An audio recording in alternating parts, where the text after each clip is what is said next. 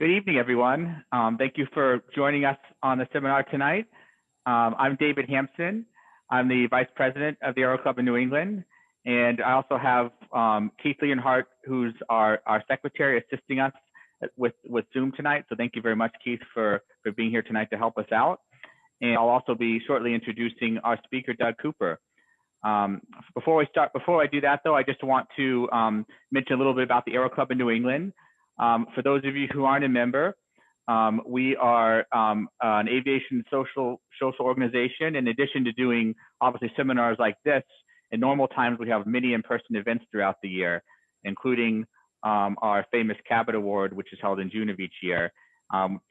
Essentially every month there's some sort of event. It's obviously been challenging during these unprecedented times, but we are doing as many events as we can still to stay connected to our membership in the aviation community, including, of course, regular virtual events like this. And we're planning to have other similar seminars throughout the winter. So stay posted for events in January, February, and March as we get through what may be some difficult winter months. And we've continued to have some in-person events, I believe, at a smaller scale over the summer and fall. We've had a number of flyouts to various venues that's been well supported by membership, and we'll continue those again once spring resumes. So if you're interested in joining, you're not a member, please visit our website and consider joining. It's only $45 a year for an annual membership, and the dues help support the organization and the club, and all of us who work as volunteers to organization. And we also have a scholarship program to help support young people who are entering the aviation industry or aspiring to be pilots. So we try to give back to the community in as many ways as we can as well. So thank you for those of you who are members for continuing to support us even during these times, and for continued interaction and participation in all of our events. So I'm now going to give you guys a little bit of information about Doug before I turn the microphone over to him, as some people are still starting to join the seminar. So Doug Cooper, we're very privileged to have tonight as our presenter. He's one of the founding members of the Taunton Pilots Association, and he learned to fly at Falmouth in 1979 while stationed at Woods Hole in the U.S. Coast Guard. After he retired from the service, he earned his commercial instrument and multi-engine ratings while working in the maritime industry. Since suffering injuries in the 2011 landing accident, which he's going to tell us about tonight, it resulted in destruction of his Aeronca 7 AC Champ. He has flown more than 1,000 uneventful hours since then, and his PA 28-180, which has hand rudder controls, which is very unique. I'm looking forward to hear more about that. Doug lives in Bristol, Rhode Island, and he bases his airplane at Taunton. Doug's presentation tonight will take us into the cockpit of his Champ on the day in 2011 that he hit a tree while landing in solar glare conditions at Myricks Airfield, which resulted in destruction of his aircraft and critical injuries to health. And it's very rare to have pilots willing to speak publicly on lessons that they've learned from an accident they're involved in. But that's what Doug is going to do for us tonight to help promote safety in our pilot community. We're very appreciative of Doug for being willing to do this. Doug is also going to discuss survival factors, identify critical aspects of his accident that allowed him to return to flying after months of rehabilitation. And before I turn the microphone over to Doug, I just want to mention that during our presentation tonight, Doug has stated he's very willing to take questions even midway through. So if you have a question you'd like to ask Doug over the course of the presentation, please type it into the chat box. We think that'll be the most efficient way, given the number of people on the presentation tonight, to relay the questions to Doug. And I will monitor that, and I will interject to ask Doug to answer a question if it's appropriate during the presentation. And if it's best suited till the end, any unanswered questions, I'll bring those up to Doug at the end. And of course, at the end of the presentation, if anyone has questions, you can also ask them as well through the chat box. So thank you all again for being on this seminar tonight. And with no further ado, I will turn the microphone over to Doug. Thank you, Doug. Thank you, David. And thank you, Keith, for setting this thing up. I hope everyone can hear me, and I hope you're seeing a picture of the sun and some clouds right now, which is just my first slide here. If everyone's okay, my name is Doug Cooper, and I'm going to talk about an accident that I had on October 17th, 2011 at Myricks Airfield in Berkeley, Massachusetts. I say this is a potentially fatal crash because the way the FAA and the National Transportation Safety Board put a potential for death and serious injury on a crash is by, one of the ways is by the distortion of the passenger compartment and the cockpit. And if other parts of the airplane have invaded into the passenger compartment, and if the passenger compartment is seriously distorted, there's definitely potential for fatalities in that accident. In this accident, the aircraft was substantially damaged by a near vertical impact with the ground. I believe, and I've given this a lot of thought, that there are three key reasons, three key factors that made it not a fatal accident. There's really three things that happened or didn't happen that made me live through this. I'm not going to tell you what I think they are. I'm going to leave that to the end. If you think you know what they are, don't shout it out. Let's wait till the end. But I hope everyone will think about three things that could have easily made the difference here. And I'll tell you what I think they were at the end of this. Okay.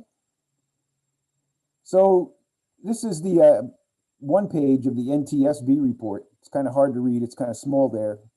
But this was the airplane. It's a 1946 Aeronca Champ. It had been upgraded with a 100 horsepower Continental engine, more fuel in the wings, and the fuel tank just after the firewall was removed. Wooden spars, typical Champ.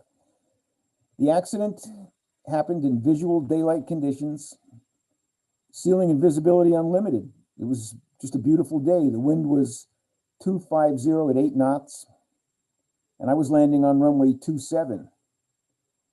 So pretty much ideal conditions for landing on a grass turf runway. The runway was 2,466 feet by 50 feet. A Champ probably needed 1/3 of that to get down safely. The outcome was one serious injury and the aircraft substantially damaged, in fact, totaled. So how did that happen? Well, some information about me. I was 61 years old. I held a second-class medical. I had commercial multi-engine instrument ratings. Although I fly for fun, I never really flew for money. I just got those ratings because I wanted to know more about flying. I had, at the time, about 2,500 hours. Hard to know for sure because I get a little lax on keeping my logbook sometimes, but that's an estimate. And I had 98 hours, almost 100 hours in the 6 months before that. Part of that time, I was up at Keith's airport flying aerobatics in a decathlon. And so I'd been doing a lot of flying in the previous months. So this was a pilot error accident, and I'm not alone. Some of these slides here, the statistics mainly do with the airlines and corporate flying, but you can see here on the top line, the primary causal factor cockpit crew, that means us, the pilots. And it's by far the biggest cause of accidents. Others are airplane, maintenance, weather, miscellaneous. But I want to point out something here when they say that this is the primary cause. If, for instance, an airplane has an engine failure on takeoff, why the engine failed is interesting, but it's not really what caused the accident if it was a terrible accident. If the pilot failed to land straight ahead, if the pilot didn't land straight ahead and have a survivable crash into the trees, well, then that makes a major cause of the accident the pilot, not the engine failure. And when looking at accidents, and these are all accidents from the NTSB, unprofessional attitude scores pretty high in the causes of the accidents. Visual perception, judgment, pilot technique, in-flight judgment or decisions, improper operation of equipment, pretty small factors when you see all the main causes of accidents. Stress and fatigue is much in the news these days, and it wasn't really a factor in this accident. I was pretty well rested. I just finished a very relaxing day working on another airplane that I own at the airport, and I decided to go flying at the end of the day. So we all know that there's a chain of errors that leads to every accident. It's usually not just, almost always, not just one thing. It's a number of factors that come together and cause an accident. But I like to take that one step further. And especially in this case where it's totally a pilot error accident, I like to look at the attitudes that led the pilot to make some bad decisions. And these are the, the FAA standard 5 hazardous attitudes of pilots. I think we all know them. There's anti-authority, macho, et cetera, et cetera. And these aren't the FAA icons, by the way. I just kind of put these in here because I think they're fun. So we have, and the thing I want to mention about these, let me go back one. It doesn't mean that your personality is always resignation or macho or anti-authority. What they mean is that any one of these things can crop up in our decision-making at any time. And any number of them can crop up in our decision-making. So you may not normally be an anti-authority person, but something may happen that makes you just say the heck with it and do something that's totally against the regulations just on the spur of the moment. And that's the thing to keep in mind. These hazardous attitudes can be kind of transient. They can come and go, and they can crop up when you least expect it. Anti-authority, they'll have a little bit of anti-authority in us, so we wouldn't be pilots, right? I mean, we want to get up and fly. And sometimes anti-authority is a good thing. The classic case is the airliner that was told to cross a runway that was being used by an airplane that was taking off when the controller told them to cross the runway, and they didn't. They exercised their anti-authority option and said, no, we're not going to do that. And similarly, there may be times when the best thing to do is to resist authority, but most of the time the rules are there for a pretty darn good reason. And the best operating practices have developed over, decades of practice, and you might want to think about them. Impulsivity. Oh, this is one of my favorites. This is the guy that decides he's going to roll his 172 for the first time when he's got his grandchildren in the back seat. People do all kinds of crazy things just on the spur of the moment. Happen to see their girlfriend sunning herself out by the pool, and you might as well go down and buzz her. So that's pretty self-explanatory, impulsivity. And, really experienced pilots, particularly airshow pilots, one of the things they'll tell you is never do anything on the spur of the moment. Always do things, with a plan behind it. Macho. So this is one of my favorites too. Macho, anything my friends can do in an airplane, I can do in an airplane, right? So sometimes you don't want to back down. You don't want to do a go around when you should do a go around. You go flying in bad weather because your friends are up flying in bad weather. You fly in, 30 knot crosswind because everyone else is doing it. So you might as well do it too and show them you're one of the tough guys, one of the big pilots. Invulnerability. So this is invulnerability is when you just think it can't happen to you. It could also be complacency, but invulnerability is where you just think that nothing bad's going to happen today. It's just a nice day. You have a great airplane. The mission is something that you've done lots of times, and you can easily do it. And you just don't think that anything bad could happen to you. And resignation. Resignation is a really misunderstood cause of accidents, but resignation is when you're low on fuel and you really are having a hard time getting to your home base, and you don't want to make an emergency precautionary landing in a field someplace because maybe you can make it to the airport. Well, that's resignation. And resignation is when you shoot an instrument approach twice and you don't get in, and you say, well, I got to try it a third time because, you know, I got to do it. And we all know that that's usually a pretty bad idea. So I hope everyone's with me on the 5 hazardous attitudes of pilots. And I hope you will all consider how they relate to this accident. I mean, I know how they do in my mind because I've given this a lot of thought, but these things can crop up at the darndest times. So here's the accident airport. It's Myricks in Berkeley, Massachusetts. I've got my cursor up here in the upper right corner. I hope you can see it. But I departed from Taunton, and it was about a 6 or 7 minute flight at most over to Berkeley. And I used to be based at Berkeley. This particular airplane used to be right out here on the grass for a couple of years when I first owned it. And I was flying in there. I had a little time at the end of the day before dark, and I was hoping to do some night landings in my Champ, which I had just fixed up the landing lights in it. I really wanted to do some night flying, but I was going to go over here first before it was dark and just land at Myricks.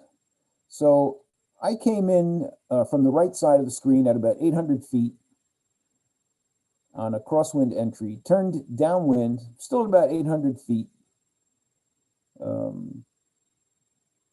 turned base down over here someplace, and kind of made a descending base leg towards the airport. By the way, there's a windsock right on top of this Quonset-like hangar here, and I can clearly see the windsock, and it looked pretty darn good. So I came in, made my turn to final at about 650, 700 feet. And lo and behold, I was to the right of the runway. I was not on the runway center line when I rolled out of that turn. And I brought the airplane back to the left to try to bring the airplane back onto the runway center line. And I did. And I got it straightened up, still descending. So I was out here in the lower left corner of your screen someplace, probably at 500 feet. And I could see the runway now that I was lined up on it, but not through my windshield, because my windshield, there was a great deal of solar glare. It was about an hour before sunset, 45 minutes before sunset. And it turns out that the inside of my windscreen was dirtier than I thought it was. And it was kind of covered with dust and some other stuff. And I really couldn't see too well out of the windscreen. No problem. I fly a lot of small airplanes, Cubs and Champs and things like that. So I'm used to flying I was in the front seat this time, but I'm used to flying from the back seat and looking out the side window for takeoffs and landings. So the side window was open, and I stuck my head out there, and I was looking out to the left. Oh, there's my cat. I stuck my head out to the left, and I was actually seeing the runway out the side window, and I could see the runway beautifully. The runway was beautiful, green grass runway. It looked wonderful. I could see it perfectly. But the problem was I really could not see the trees as well as I thought I could. And in the solar glare, things in the foreground are often lost. So I continued on, and I was in here someplace when I first realized that I was too low and too far to the right, way too low and way too far to the right. And what happened was branches started going by the side window to my right. And you better believe that the startle factor is a big thing in aviation, because that is startling. And I, just instantly realized that I was in the trees. I was already in the trees. The branches were going by me and scraping the side of the plane. I'm sure the prop must have cut some up, but I didn't notice that. I just noticed that there were trees going right by, and I was in the trees. And I reached over I had my hand on the throttle, and I started to push it forward. And at that moment, the airplane hit something and just stopped flying instantly. And what it hit, I got my cursor on it here. I don't know if you can see this tree just to the right of the center line of the runway. Well, that is the tree that I hit. And this is it after the impact. I knocked a big branch right off it. I'm going to go back a second here. And so I hit that tree, and I continued flying for 140 feet down to about here. I say flying. I wasn't really flying. I was ballistic at that point. But that's about a second and a half or 2 seconds at 50 or 60 miles an hour. And, you know, they say to fly the plane all the way to the scene of the accident. Well, I started to do that, but the airplane turned to the right and the nose went down, and all I could see were leaves and branches and trees in front of me. And at that point, I reached up and I grabbed the 2 bars that, you know, that hold the airframe together, the 2 bars that, you know, the wing mounts to. I grabbed a hold of them and watched the ground come up to greet me. I could see the ground coming right up. It only lasted a fraction of a second or so, but I saw it coming and I was going straight down. And the airplane hit. It was the loudest thing I've ever heard in my life. I did not go unconscious. I was dazed, though. I got to tell you, I was pretty dazed. And then there was just total silence. So this is what it looked like when the fire department got there, which was pretty soon. And the airplane, as you can see, is lying on its nose. The right wingtip, which is the wingtip closest to us in this picture, hit at probably an instant before the engine and the propeller hit. But it was pretty close to the same moment. And the plane just kind of rolled onto its back a little bit, and there it sat. I was in the cockpit at that point, and I was kind of thrashing around. This was a little later when the fire department got there. But I was conscious, and I was definitely dazed, but I was thrashing around, and I pulled out my cell phone and called my friend Mike DuPont, who is the owner of American Aero Services, and he lives right at the end of that runway. And I dialed his number and said, Mike, I crashed my plane over here at Myricks. Would you come over and help me? I really had no idea how badly I was hurt at that point. I just wanted to get out of the plane. And I was trying to get out when the first person there was this young fella on the left, who is a Berkeley volunteer fireman. And he arrived on scene and he sat on the wing. He sat on the left wing of the airplane. That's the left window of the cockpit there. And he sat on the left wing and said, hey, I'm here, I'm going to help you, and everything's okay. And I was trying to get out of the plane, but I couldn't. As you can see, I'm basically sitting on the ceiling. I'm sitting on the ceiling and the seat bottom and the seat back of the pilot's seat. And I had no idea, of course, the impact blew my shoes off.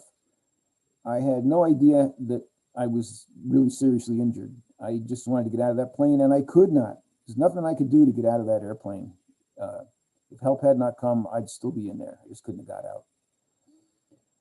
I can show you here some of the damage. Lower left here, the gray, that's the pilot's seat bottom. That's where I was sitting. Directly ahead of it, there's a gray pipe that goes along there. That's actually a structural member of the airplane. Right ahead of that is the firewall, what's left of the firewall. And that structural member, which is a steel tube, is bent right back. You can kind of see the engine in the center right of the screen. Up here on the upper left is the instrument panel. And this is the structural member behind the instrument panel and behind the glare shield. A little closer view.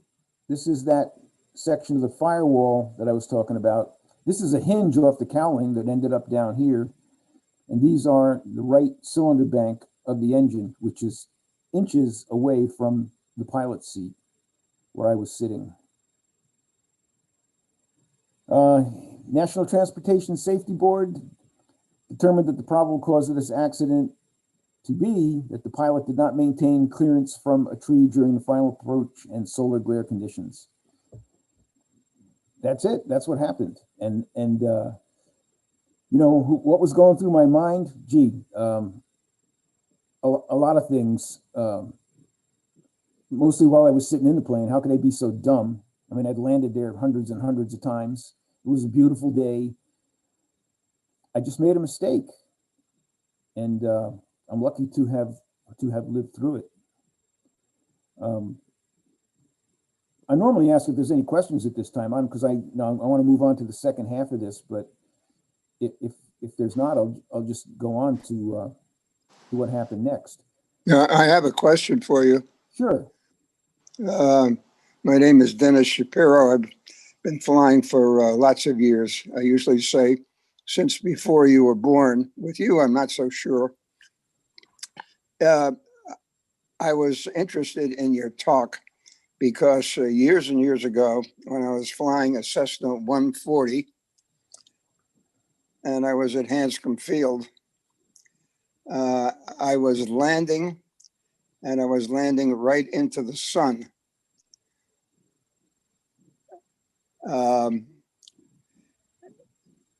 And as I approached and started to flare, the prop was chopping the sun, and I was looking through the prop. And it induced in me a vertigo. And I had to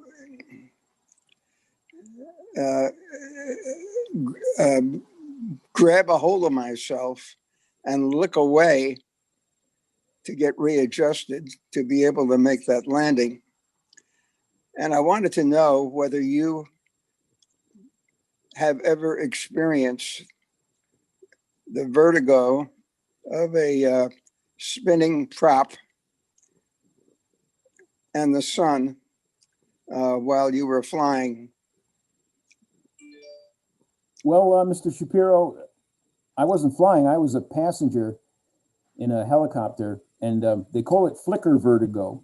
And sometimes in helicopters with those huge blades turning up there, it can be pretty pronounced. And the helicopter was in my friends that were flying had it in a pretty steep climbing bank, and the sun coming through the blades definitely, I kind of describe it like a neon light. When a neon light first goes on, if you see it from the corner of your eyes, you have that kind of flickering glow in the world, and that's what it was. And that, in combination with the bank and the climb and to the left and the angle of my head, if I'd been flying that helicopter, it would have all been over, because it took me a few seconds to regain my composure. So I can really sympathize with you. And flicker vertigo, for sure, is a problem that has to be thought about. And I thank you for that question. That was a great question. Doug, we have one more question from the audience. It was put in the chat box.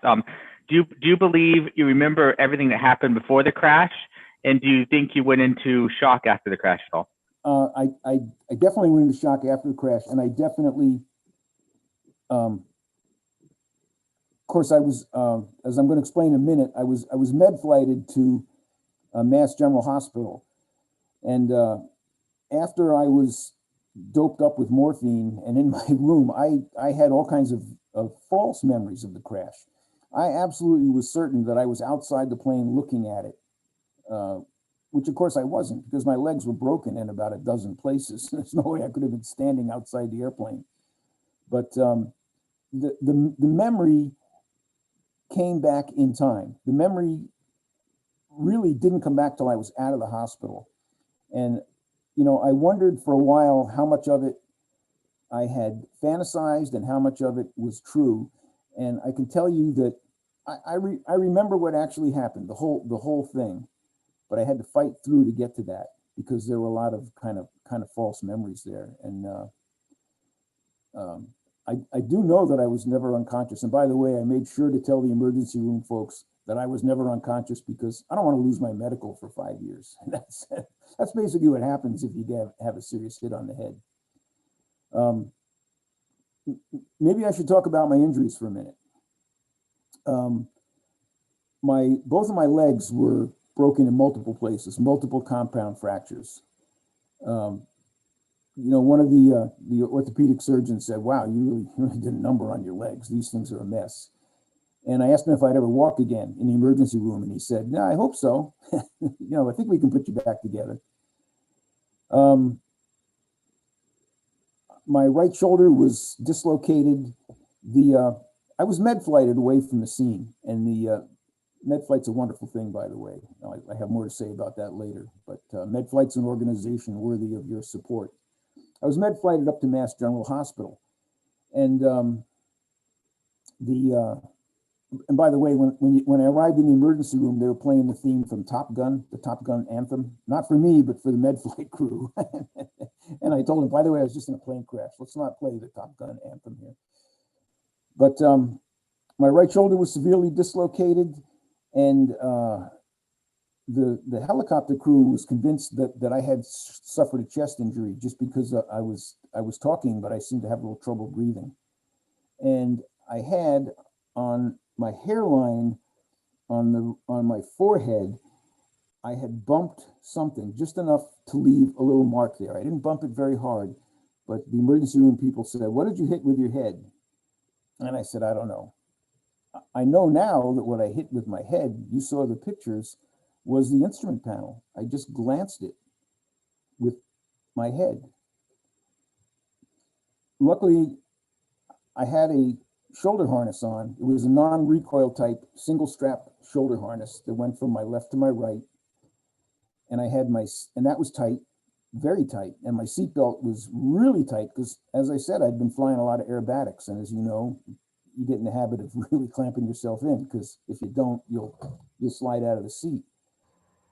So you can see that my legs went out the window to my left, which means that they swung up to the left at the moment of the crash, or the moment after the crash. And that's how I ended up. I was in Mass General Hospital for 7 weeks. The first time, then I had to go back because I had an infection, and they tried to save my leg and it didn't work, and they had to amputate it, and I had some pretty terrible injuries, but I think I'll just move on here. I think everyone in the room who's a pilot is probably saying, "Why didn't you go around?" I ask myself that all the time. You know, I wasn't lined up with the center line. I didn't have a stabilized approach. I couldn't clearly see the runway without looking out the side window.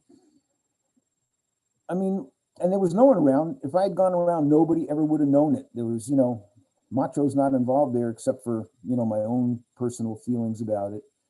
But this was just not a stabilized approach. And I should have immediately, at about 500 feet or 300 feet, some point I should have said, "Hey, this isn't going to work. I'm going in there for no reason other than to land here and take off again." So I should have gone around.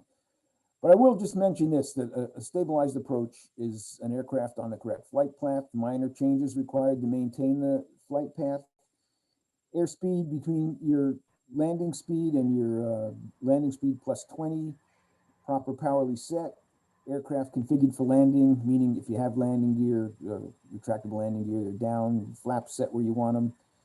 This says a sink rate no greater than 1,000 feet per minute, which is probably great for a Boeing 737, but for one of our planes, I would say, 200 feet per minute is more like it, and all your checklists completed. Definitely, I should have done a go-around, and I just want to say something about a go-around. I've talked to Steve Flynn at the FAA, the regional FAA safety inspector, and Steve and I have had great discussions about go-arounds. And one thing that keeps showing up in rejected landing accidents is getting the nose up too soon. And it's worth a little bit of a review here that when you make the decision to go around, the point is to apply max power and adjust pitch attitude to stop the descent. You don't want to get the nose way up there and try to climb. You want to get some speed, and you want to have a good head of steam on before you begin climbing. And then you can do your flaps, gear, flaps, carburetor heat, mixture, all that stuff. But the point is, in a go-around, it's often, the startle factor again. People often go, "Oh, I'm too close to the ground," and they pull the nose up, and they pull it up too high, and they stall and spin. So I just want to make that point, that a proper go-around is just a level flight. So I'm kind of the point of this where I get back into flying. And I have to tell you that the first inspector that got this accident for review, the FAA inspector, was a maintenance guy, not an operations guy. And he started writing a bunch of violations. And I guess when they do these in the district office, they talk about them. Well, I'm going to do this and I'm going to do that. And all the pilots in the room jumped up and said, "No, you're not. No, you're not. What do we need violations for? This guy's already learned his lesson." And as it turns out, no violations were issued. I managed to destroy an airplane and put myself in the hospital and lose a leg and not get a violation from the FAA, because the general consensus in the district office was that he's suffered enough. I did have to take a medical check ride to show that I could fly the airplane with my leg amputated above the knee. And I was very lucky to get Bob Berlin, who's retired now, but he was an FAA inspector at the time. And I was very lucky to get an Aeronca, a Piper PA-28. It's a B model, which is before they had springs between the rudders and the nose wheel, between the rudder pedals, the nose wheel, and the tail. So it's a direct connection. And the advantage of that is that I can fly the airplane using this hand control, which goes down to the left rudder pedal on the co-pilot side. When I push down on that, I get left rudder. When I pull up on it, I get right rudder. So when I'm flying the airplane, my right hand is pretty busy. I have my left hand on the yoke. My right hand is handling the rudder, the brakes up here, the throttle, and the flaps. So it took a while to get the hang of that, and I'm fairly competent at it now, and I do practice go-arounds, by the way. And you're pretty busy, you know, trying to keep the airplane going straight and get the flaps up, get the power in, do all those things. It's funny, when I decided I wanted to fly again, people told me get an air coupe, you know, no rudder pedals, you don't need your legs, or get a Sky Aero, you know, one of the little planes, light sport plane with a handbrake. You don't even need your medical, you'll be all set. But see, the thing is, I love to fly instruments. I love to fly IFR. I love dealing with air traffic control and keeping situational awareness. Is like a chess game. I just like doing that. And I had to have an airplane I could fly in instrument conditions. And this PA-28-180, some friends of mine owned it. They were perfectly willing to sell it to me at a nice price. And I've been happily flying in that ever after. And that is my presentation, but I have one more thing to do. I mentioned that there were 3 reasons why I survived the crash. 3 main reasons. Would anyone care to venture a guess what those 3 main reasons might be? I actually did this for the Cape Area Pilots Association, and one person guessed all 3 of them right on. I'll go ahead and guess grabbing the retaining bars, you know, where you said just as you were about to impact, you grabbed the structural members before you hit the head, before you hit the ground. Did that save you from hitting your head? No. Okay. No, all that did was make me feel better as the ground was coming towards me. You know, my right arm was so severely dislocated that I didn't offer any resistance there. But that's a good guess. That's a good thing. I'm not recommending you do that if you're going to crash, by the way. You know, reaching out and grabbing the glare shield might not be the right thing to do, but it might not be the wrong thing to do. Any other guesses? Another one, Doug, was tight seatbelt. Yes, sir. Absolutely. If I was not wearing my seatbelt super tight, if I did not have that shoulder harness on, I would have gone headfirst into that instrument panel. I'd be a mess. You know, if I was alive, I wouldn't be able to speak. Probably, I'd have a traumatic brain injury. And I am a huge believer. If I wasn't a believer before, I'm a believer now about shoulder restraints. You better believe the shoulder restraints in my Cherokee are brand new. I keep them up to date. And I cannot say enough about the need for restraints in your airplane. And I hope all of you, you know, even and your passengers. I know every now and then I get someone in the plane, they want to put on the seatbelt in the front seat and not the shoulder harness. And I'm like, oh no, we're not going to fly until you get that shoulder harness on. It's just a huge factor. Well, that's one. And another one someone mentioned, in addition to tight seatbelt, someone else mentioned fuel tank removed from the firewall area. That person is very smart. That is one reason that I survived this crash. There was no post-crash fire. You saw where that engine compartment was with the hot cylinders and the exhaust and all the wiring underneath there. If there had been a fire, I never would have got out of the plane for sure. I couldn't get out even with no fire. So I did lose some friends about a year later in a champ that did burst into flames on a really low speed, low impact with the ground. It burst into flames, and they both perished. And I can't tell you how much I don't believe in in a Cub, it's right forward of or on the firewall just after the engine tube, but there's not much you can do about that. But no post-crash fire is definitely a big reason why I'm alive. The fireman that was sitting on the wing when he first got there, I had just fueled the plane, so there was 12 gallons of 100 octane in each wing tank, and the caps blew off, and the fuel lines broke, and there was just 100 octane fuel all around. I mean, the ground was saturated, and if there'd been a fire, it would have all been over. So there's two. There's one more reason, and it might not be obvious, but it's pretty significant. And, well, there's one more guess someone has. Before that, though, relative to the fuel tank, someone had a question. Did you think to shut the fuel off after as soon as the accident occurred? We had fuel tank fuel tank off. Since I'm confessing to things, I didn't even shut the master switch off. When Mike DuPont, who lived at the end of the runway, when he came over, my beacon light, my strobe beacon was still flashing, and he walked up to the plane and said, "Doug, turn the master off." So I was conscious, but not aware enough of what was going on to do things like turn off the fuel. And the fuel lines were all broken anyway. Fuel caps were blown off, and the fuel lines were broken. The firemen tried to cut the airplane apart with their fancy saws and stuff, and they would have cut through a bunch of fuel lines too. Luckily, they didn't do that. They didn't realize that the door is just a piece of sheet metal on a champ. They could just bend it out of the way. But no, I didn't do any of the things. I didn't do any of the things I was supposed to do. I didn't fly the plane all the way to the ground. It wouldn't have made any difference anyway. I didn't shut the fuel off. I didn't do a lot of things that I should have done. But that's my story, and I'm sticking to it. So there's still one reason why I'm here that no one's got to.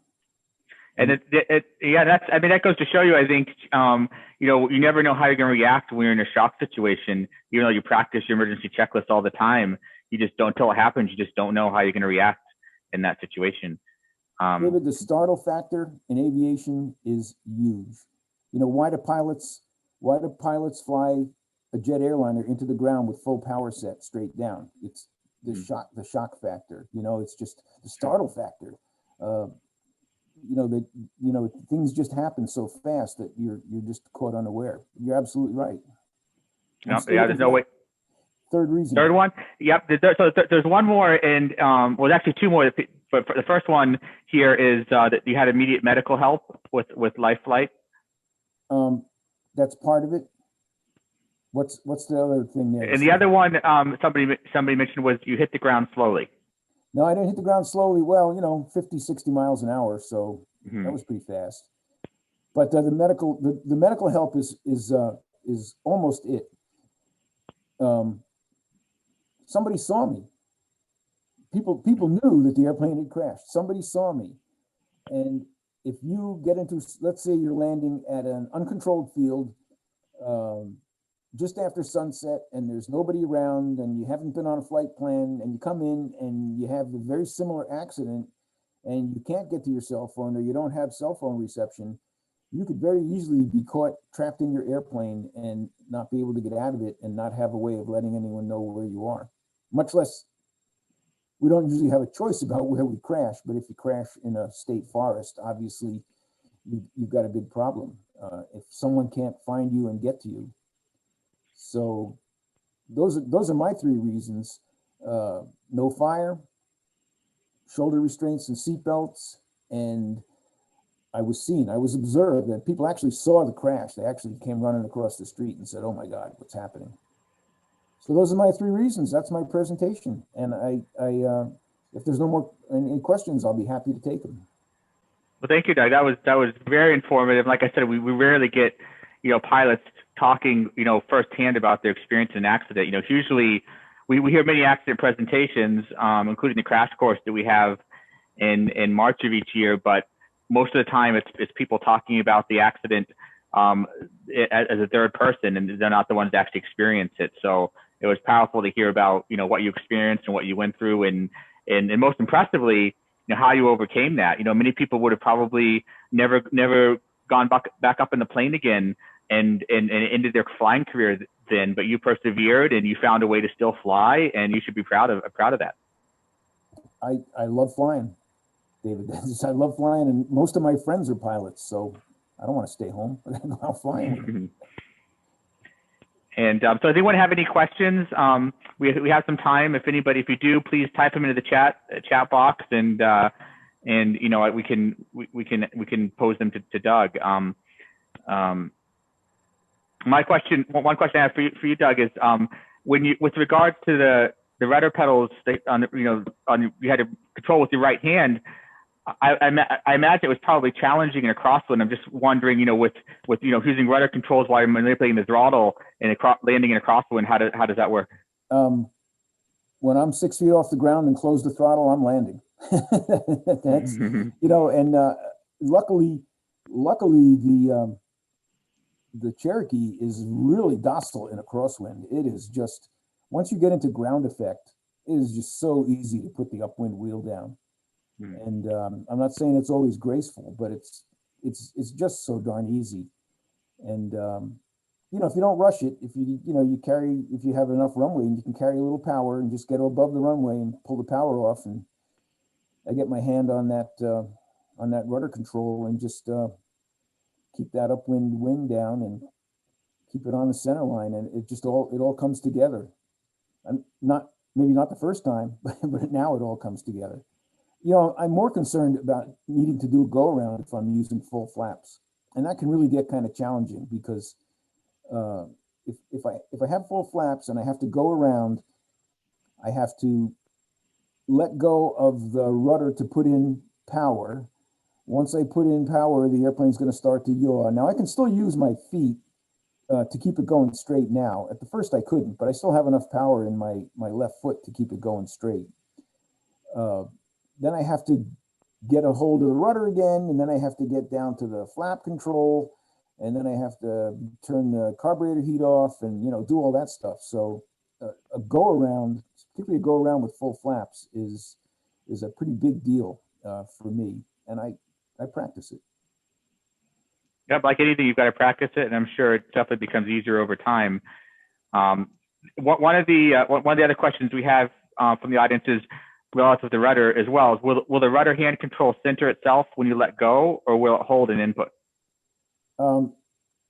It will. Well, on the ground, it'll center immediately. Actually, go a little bit left immediately, and in the air, it comes back to center. But I can use the rudder pedals most of the time in the air. On the ground, there's a lot of resistance, but because I'm a tailwheel pilot and I've flown, tailwheels quite a bit, I'm very used to keeping pressure on both my feet on the rudders. So, in the air, it's just no problem. By the way, departure stalls, power on stalls with, full flaps and full power, and, stalling the airplane and seeing how far you want to let it go. If you let it break, it can be pretty exciting, but it's just a matter of practice. It's just something you just have to do, and you definitely want to have a good instructor. On that note, one of the things I'm lucky with is I have quite a few friends that are professional pilots, corporate and airline pilots and instructors, and for some reason they like flying with me, and they really like flying on, guys that fly 737s and bigger jets. They love flying instruments in my little Cherokee, because it's kind of like going back to the future for them. You know, it's like, oh, I remember doing this, you know, back in the days when I was a young CFI. We used to fly with just steam gauges and you know, radios. And so I'm really lucky to have a big support network of people that really know what they're doing to help me out. Hey, David, this is Jim Ellis. I have a question. I couldn't get the chat thing to work. Sure. I notice in the photograph of the Cherokee there that you have an artificial right leg. Do you really need the hand grip thing anymore, or could you get enough force with the artificial right leg to use the rudder pedals?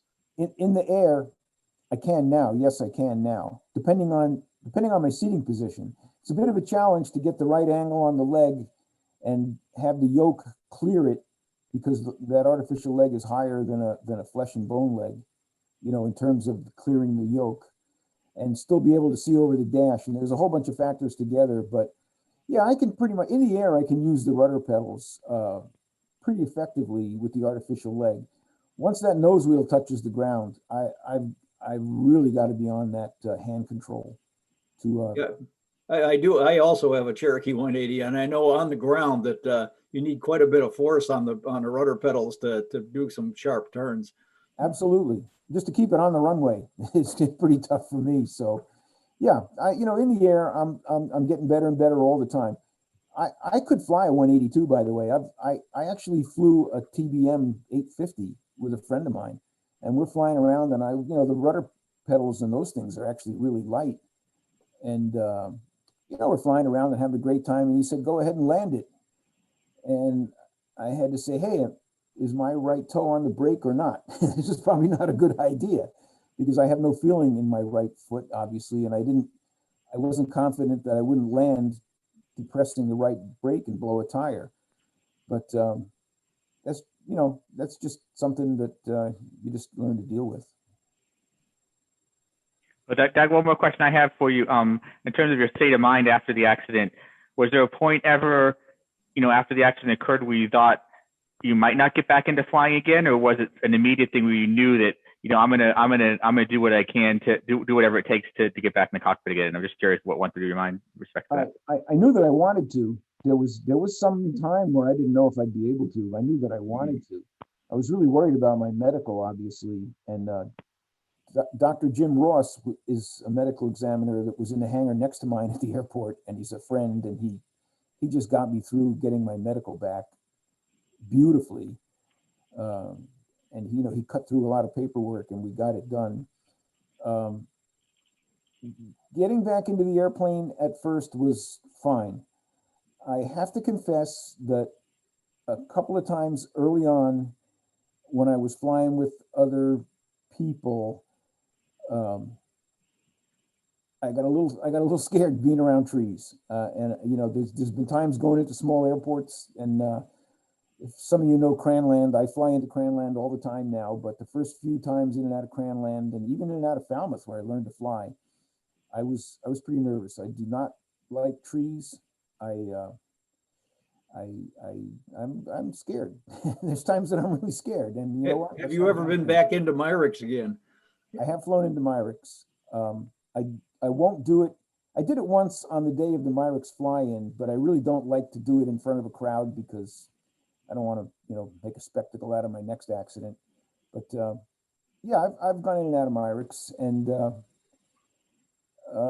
I'm more afraid of looking like an idiot than hurting myself, to tell you the truth. I'm more afraid if I go back there and I have another accident that people would just say, "Well, he's just a dope." You know, that's what happened there. So, you know, it's a shame, but that's really what goes through my mind. Doug, do you have to do anything special to retain your medical going forward right now, or is it a pretty easy process? Well, my medical is fine. My medical, you know, there's no restriction on my medical other than that I wear glasses, and actually the restriction is on my license. So when Bob Berlin issued me a new license, he said I had to have my artificial leg on, and I had to have an airplane with hand rudder controls. So again, I think I could get that removed if I had a 182 that I could go fly every day, but I don't have a 182 anymore. So I'm perfectly happy with my Cherokee. I just can't say enough about how supportive Dr. Ross has been. And we have a deal that he's going to keep me flying, as long as I can stand up. And one good thing that he did was he was able to not send my medical, my request for a new medical to Oklahoma City. He kept it up in the regional office with Dr. Clark, who was up there at the time. And the two of them just cut a lot of corners to get me flying again. Other than having a little difficulty, walking, I'm in pretty good health, so I don't worry about that too much. So that's great to hear. That's one thing people always worry about if something happens, and hear horror stories about how difficult it is to deal with the FAA when you have a medical situation. It's good to hear, locally at least, how supportive they were. They were great, and not only Bob Berlin. I've talked to some other people in the office up there that have said, Doug, we all know what you went through, and we're thrilled that you're back into flying, and that's what we do. We want to keep people flying. I have to mention something else, Dave. I was a little worried about my insurance because obviously I'm not going to fly an uninsured airplane. It went up $2. Yeah. I can live with that. That's a pretty reasonable increase for any exposure. And that was probably because I had been out of insurance for 2 years. But it has not been an impact on my aircraft insurance at all. It just not at all. I'm thinking more about, I'm almost 70 now. I'm thinking more about as I get older, and I know people have trouble, but the accident and the disability and the artificial leg and all the other injuries did not matter a bit to my insurer. They just said, keep flying, buddy. And I appreciate that. Yeah, that's great that, your insurer was supportive, and that's obviously could be one of the benefits if you've been with the company for a while and they'll hopefully support you through some adversity like that. So yep. Great. I owned 3 airplanes at the time of the accident, and I've owned a whole bunch of them. I'd always been with the same company, and they said, keep flying, buddy. Excellent. Any other questions? Have you thought about doing basic med, or is there no advantage to that for you? I won't do basic med as long as Jim Ross is an aviation medical examiner, because I wouldn't do that. If he says I'm okay to fly, I'm okay to fly, and I don't see how any non-pilot physician would be in a better position to tell me. And if he says I'm not good to fly, I'm not going to fly. I want to fly, but that's just the way it is. That's my mindset. All right. Well, I don't see any other questions in the chat box. So just once again, Doug, I want to thank you for the great presentation, for sharing with us tonight. It was very valuable to me, and I'm sure for everyone else on the webinar tonight. So thank you for that. I will let everyone know as well that we will be having a presentation in January. There'll be an invitation notification coming out shortly.